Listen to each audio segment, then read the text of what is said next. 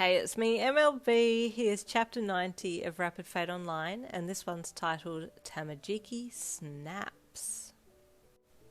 Feeling that something was amiss, he stepped in behind a large tree and waited for a moment.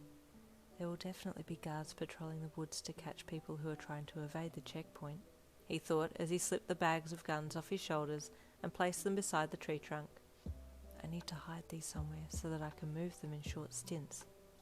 Opting to cover them for the time being, he picked up a few large leaves and some sticks and placed them over the packs as best he could before stepping out from behind the tree again.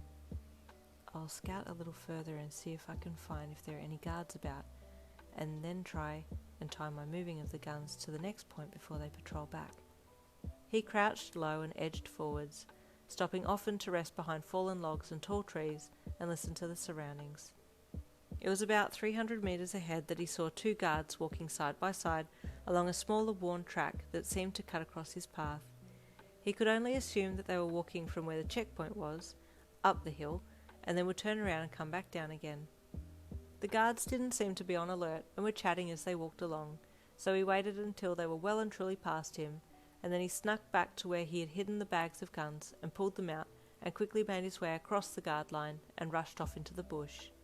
He didn't have the best idea of the landscaping, as he'd only ever been to level 14 a few times, and hadn't bush-bashed, but he managed to find the main track again and then stayed in the tree line, moving back towards the checkpoint until he saw Master waiting on the side of the road.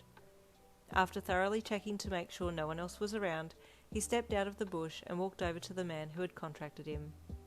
"Took you long enough," Master grunted, not even thinking to thank Tamajiki for his efforts, before heading off down the track, leaving your man to struggle after him. I can't wait to meet this man again in my real avatar, Tamajiki thought as he continued on behind. They walked on for maybe another 1 kilometre before the township could be seen in the distance, and Tamajiki straightened a little. "Keep up! You're dragging behind!" Master snapped, a small sneer pulling at his lips. He was glad to see that carrying the heavy weaponry was starting to tire his slave out. This will be perfect for when we get to the drop point. I'll be able to show them how well I keep my slave under control, the pompous master thought. He led the way into the town, which was predominantly built of sandstone and wooden material, and walked about midway through, then turned down a side street that meandered to a few smaller houses away from the main busy street. As they neared a house, a big burly man stepped out and jerked his head up when he saw Tamajiki's master. "Right on time," the man said. "As requested," Master replied with a bow. Tamajiki walked over to the burly man and took the bags off, handing them across to the much larger gentleman. As the man reached out, his sleeve pulled up, and tattooed on his bicep was the emblem of BB. Tamajiki stiffened. "Hurry up now!" Master snapped when Tamajiki didn't step back immediately after passing the bags across. "Open your infantry and take out the others." "Come inside for that," the burly man grunted, stepping back and opening his front door for Tamajiki and Master to enter. Before Tamajiki could step forwards to enter the house, Master pushed him between the shoulder blades sharply, and Tamajiki stumbled forwards. "Dumb, clumsy slave," Master muttered just under his breath. Tamajiki's blood boiled. "I'm glad that Yin isn't here. I feel there may be a violent scene approaching." He quickly regained his feet and then walked in, with Master following behind, who again pushed him roughly on the back once they had entered. Tamajiki let it slide once more, but he was starting to keep account of how many times this idiotic player was going to abuse him before he let loose. Yes, he was tired from carrying all those weapons, as his level 1 stamina wasn't equipped to be carrying such heavy items for a long time, but he wasn't going to let this person think that they could walk all over him.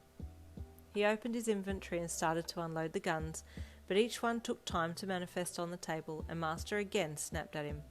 "Hurry up, you useless slave!" he barked.